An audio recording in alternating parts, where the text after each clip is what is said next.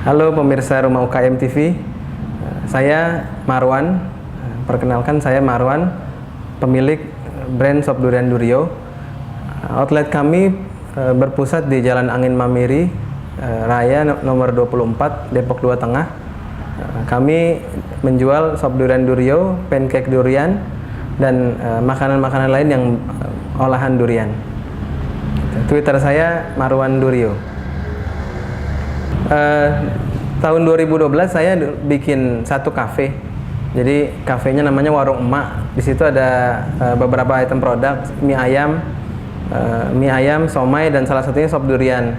Nah, mulai tahun 2013 saya mencoba fokus di satu. Alhamdulillah kafe itu bangkrut sekitar 2,5 bulan.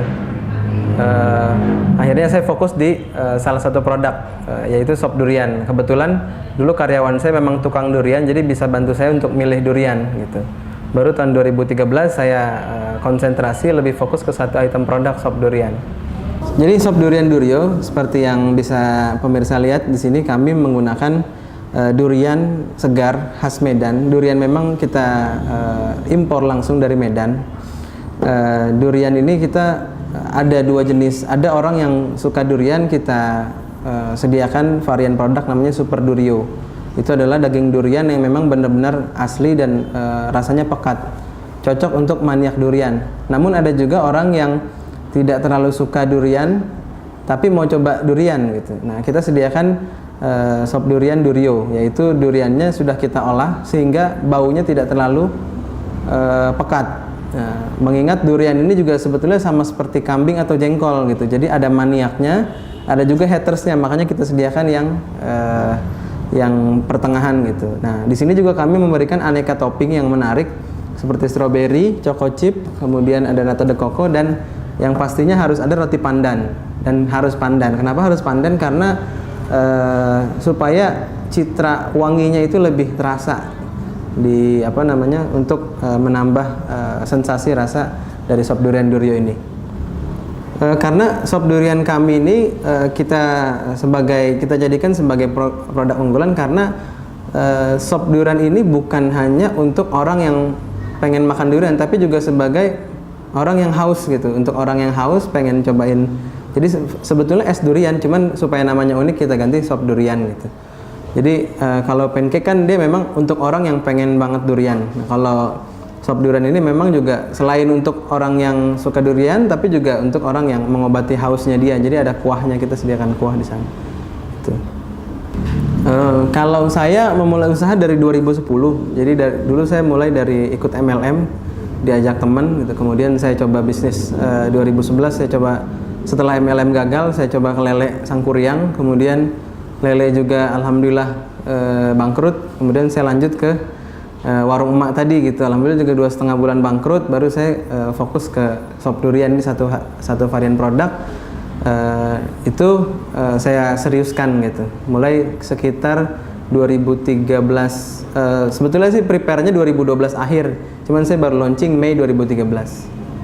Jadi saya sebetulnya bermula dari iseng ya waktu itu. Setelah bulan setelah Lebaran, saya bersihin kontak BBM sekalian, mungkin nyapa teman saya yang belum Lebaran gitu. Saya mau nyapa, nah ketemu kontak BBM teman saya namanya Pak Isanur. Kebetulan dia juga punya usaha mesinpangan.com.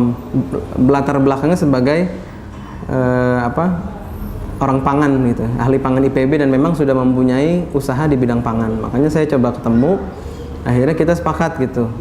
Saya kan bukan orang pangan nih, jadi produksi saya serahkan semuanya ke beliau. Kita riset produk selama kurang lebih 4-6 bulan. Nah, baru kita launching di bulan Mei. Cuman kendalanya, saya waktu itu habis bangkrut sekitar 35 juta dari Warung Emak itu. Nah, karena saya nggak punya uang, makanya saya coba cari investor gitu. Tapi alhamdulillah gitu, saya nggak bikin proposal apa-apa, ketemu orang, ngobrol cocok gitu, kebetulan temen. Nah, akhirnya dia siap menjadi investor saya gitu. Waktu itu dia ngasih, saya mintanya 20 juta, cuman kata dia 5 juta dulu deh, nanti kalau berjalan baru ditambahin. Nah, pertama kali mulai jualan, kami pakai barang seadanya. Beda dulu kalau saya waktu awal-awal, saya maunya sempurna di awal, semuanya furniturnya bagus. Tapi di sop durian ini saya pinginnya kita apa adanya dulu. Gerobak pun gerobak bekas. Dulu kita cuman sewa pekarangan rumah ini aja, yang kebetulan ini juga rumah investornya gitu, rumah kecilnya. Nah, kemudian setelah berkembang, akhirnya kita menyewa halamannya untuk dijadikan lesehan. Jadi sekitar, kami kan buka Mei 2013, kemudian sebulan buka, orang banyak yang nanya, Juni, Mas aku mau dong buka kayak gini, aku punya lokasi, bisa nggak gini-gini. Terus saya tadinya belum mau gitu, karena khawatir resep dicuri atau gimana gitu, biasa ada ketakutan itu. Tapi setelah saya konsultasi ke mentor bisnis saya, kata beliau, oh kamu justru harus bermitra, karena semakin banyak mitra bisnismu, semakin banyak yang mendoakanmu gitu, jadi semakin berkah usahanya. Akhirnya oke lah, saya coba satu mitra, dan kebetulan itu juga kenalan. Jadi beliau itu dokter, nah, anaknya ini masih umur sekitar 16 tahun, lagi belajar bisnis. Nah, waktu itu kami jual kemitraan 4,5 juta gitu. Beliau buat anaknya coba-coba, kemudian anaknya itu buka di depan rumahnya, kebetulan ada kios. Nah, itu alhamdulillah saat Ramadan tahun 2013 itu 1434 Hijriah itu Fairhart anaknya umur 16 tahun, dia bisa reach omset 15 juta dalam sebulan. Dari situ saya pede untuk jual, oh ternyata anak umur 16 tahun pun bisa jualan sop durian. Baru dari situ kami serius, akhirnya bikin website, terus juga segala sistemnya kita siapkan untuk orang bisa berjualan sop durian, kira-kira gitu. Ya, jadi dulu saya ketemu dengan Pak Ihsanur itu yang memang dia ahli pangan ya, memang dia punya usaha pangan. Lalu kita bikin satu perjanjian, kemudian kita cari investor. Alhamdulillah juga investornya juga nggak terlalu nggak terlalu ribet gitu. Kita langsung dikucurin dana, modal kepercayaan aja, kita pakai seadanya. Nah, alhamdulillah tuh kita bisa konsisten gitu, memberikan kepuasan pada pelanggan sehingga orang kesini rame gitu. Jadi akhirnya itulah membuat orang tuh tertarik untuk membeli waralaba kita, itu membeli atau franchise. Sebetulnya belum bisa dibilang franchise karena franchise itu kan 2 tahun. Cuman saya kadang memudahkan orang aja untuk ini franchise. Sebetulnya business opportunity atau paket usaha. Nah, dari sana, dari sejak Ramadan itu kami cuma punya 3 mitra. Fairhart yang anak kecil tadi 16 tahun, Bu Hania di Bogor, dan Bu Yanti di Bekasi. Nah, dari situ baru kami mulai seriusin gitu, bertambah terus kayaknya kita udah perlu bikin kantor, akhirnya bikin kantor di sini. Kemudian rekrut karyawan lagi, rekrut kurir, kemudian barulah perlahan-lahan kita tumbuh tuh sampai sekarang bulan Agustus ya 2014 kita sudah punya 108 mitra di seluruh Indonesia gitu. Kemudian untuk saya memegang operasional dan marketing, sementara produksinya ditangani oleh Pak Ihsanur yang memang beliau concern di bidang pangan gitu. Jadi memang diserahkan pada ahlinya gitu. Kalau saya sih nggak ngerti gitu. Ya. Kalau saya punya tokoh panutan, pertama Bob Sadino, yang kedua Mas Mono. Kalau Bob Sadino itu karena beliau nggak ribet ya untuk mulai usaha ini, memang nggak perlu neko-neko gitu, belajar banyak teori, yang penting bismillah, action gitu. Kalau Mas Mono yang saya suka, beliau sama-sama mulai dari keterbatasan gitu. Beliau dari dulu nggak punya modal dan bahkan hanya lulusan SMA gitu, tidak kuliah. Tapi dengan semangat gitu, dengan doa dan dengan sedekahnya Mas Mono bisa membangun kerajaan bisnisnya seperti sekarang gitu. Yang saya suka dari Mas Mono ini bukan hanya membangun bisnis, tapi membangun value gitu. Dengan makelar sedekahnya beliau juga bisa berbagi, dan dengan bisnisnya beliau bisa dengan bisnisnya dan dipadukan dengan makelar sedekah, itu sistem social entrepreneurship yang bagus menurut saya. Jadi kita untuk menyiapkan satu porsi sop durian, kira-kira pertama yang kita masukkan adalah es batu dulu. Es batunya bisa diserut bisa enggak. Di sini kita pakai yang serut. Kemudian setelah itu kita masukkan air gula. Air gula ini fungsinya sebagai kuahnya dia. Jadi fungsinya sebagai kuah. Nah, kadang juga ada orang yang request, Mas jangan terlalu banyak air gulanya gitu, takut kemanisan. Nah, kemudian baru kita masukkan duriannya. Nah, durian ini kita sudah kemas dalam kemasan saset supaya distribusi ke mitra itu mudah dan takarannya pas. Karena kalau mitra kita sediakan dalam keadaan kiloan gitu banyak, itu kalau dia salah takar aja costnya udah bisa beda gitu. Jadi kita pastikan mitra tidak rugi, dan juga fungsi kontrol terhadap karyawan. Itu kalau sendok kan nggak terkontrol gitu. Tapi kalau udah saset dia bisa kontrol. Jadi akhirnya nggak main salah-salahan.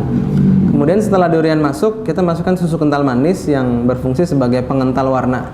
Itu supaya warnanya putih kental, nggak pucet.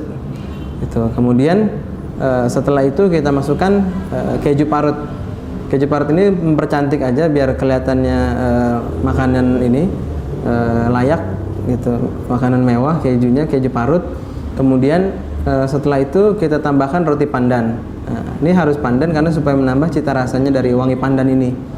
Itu. Kemudian kita tambahkan topping. Nah, toppingnya ini pembeli silakan milih. Itu bisa strawberry atau bisa juga nata de coco atau choco chip seperti ini. Atau bisa juga dicampur. Nanti sesuai selera dari pelanggan. Itu. Kurang lebih seperti itu. Untuk pemilihan bahan tentunya durian. Durian itu kita fokus pada durian Medan dan kita tidak mencoba untuk ngambil dari, walaupun tawaran banyak, ada dari Bengkulu, ada dari Lampung, ada durian Jawa gitu. Tapi kita fokus di durian Medan. Kenapa? Karena suplainya memang bagus, terus ada gitu. Nah, kita nentuin durian itu harus pure gitu, tidak encer, terus juga tidak asam dan juga tidak belum terfermentasi, karena durian itu mudah terfermentasi gitu. Jadi kualitasnya kualitas bagus. Nah, durian itulah yang kita nanti kemas dalam kemasan saset 80 gram. Nah, baru kita tuangkan ke sini. Adapun bahan-bahan lainnya yang kita pakai di sini, kita stroberinya stroberi segar, roti pandannya juga kita pakai yang roti pandan yang kualitas bagus ya. Jadi pemilihan bahan bakunya pun kita sesuaikan dengan yang terbaik gitu untuk sop durian Durio. Ya, saya beberapa bulan lalu dapat ikut kelas bukan akademi ya, di Tembet waktu itu di Klenger Burger ya, betul. Nah, pematerinya Pak Subiakto. Beliau bilang solusi untuk menghadapi AFTA 2015 adalah One Village One Brand. Gitu. Satu kamu satu brand. Contohnya misalkan rawon nguling atau gudeg Ujum. Nah, kami di sini mencoba membangun brand Durio itu bukan hanya sekedar kedai gitu, sop durian, tapi lebih ke industri durian. Nanti kita akan coba buat selai dan beberapa makanan olahan durian yang memang goal kita adalah masuk ke produk-produk kami masuk ke modern market gitu, seperti Indomaret atau bahkan supermarket gitu, 7-Eleven, Lawson dan lain-lain. Jadi sehingga produk-produk kami juga tidak kalah dengan produk-produk asing yang nanti akan bebas masuk di AFTA 2015 gitu. Saya salut dengan teman-teman bukan akademi ya, karena mentoring yang diberikan itu gratis gitu. Dan sebetulnya walaupun bayar, saya siap gitu untuk bayar karena memang materinya sangat bagus. Tapi materi yang sangat bagus itu pun diberikan secara gratis oleh teman-teman bukan akademi. Pertama saya ikut di Klenger Burger ya. Materinya sangat bagus Pak Subiakto. Kemudian materi yang selanjutnya halal bihalal kemarin di Dapur Raya di Pasaraya Grande juga, saya juga kaget tuh bisa dapat voucher makan gratis nih, luar biasa nih ininya, supportnya buat UKM itu. Kemudian juga peliputan ini juga Rumah UKM TV sangat bagus menurut saya, karena UKM itu bukan hanya perlu modal saja gitu, tapi juga pendampingan. Karena satu saat ketika mengelola bisnis biasanya pengusaha UKM ini bingung gitu. Nah, makanya dengan adanya komunitas bukan akademi ini, kita para pengusaha UKM bisa belajar gitu, bisa belajar bareng, saling sharing gitu. Kita kan bukan lagi zamannya adalah saingan, tapi sinergi gitu. Karena kita memang sebagai anak bangsa punya kepentingan untuk membeli kembali Indonesia gitu. Maksudnya kita pastikan bahwa masyarakat Indonesia ini lebih mencintai produk-produk anak bangsa daripada produk luar negeri gitu. Nah, dimulai dengan UKM gitu, nanti naik ke industri korporat dan lain-lain.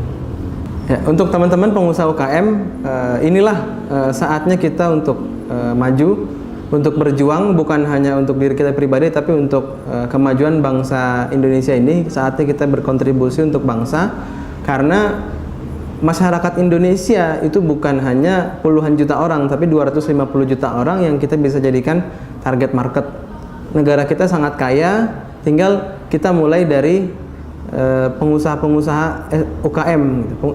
Saya yakin kedepannya pengusaha-pengusaha UKM ini bisa membuat perubahan. Tetap stay tune di Bukan Akademi dan rumahukm.tv, bisa cek websitenya www.rumahukm.tv. Saksikan liputan-liputannya, semoga bisa menjadi inspirasi bagi Anda, dan semangat kita maju bersama. Kita yakin kita bisa, karena kita bangsa Indonesia.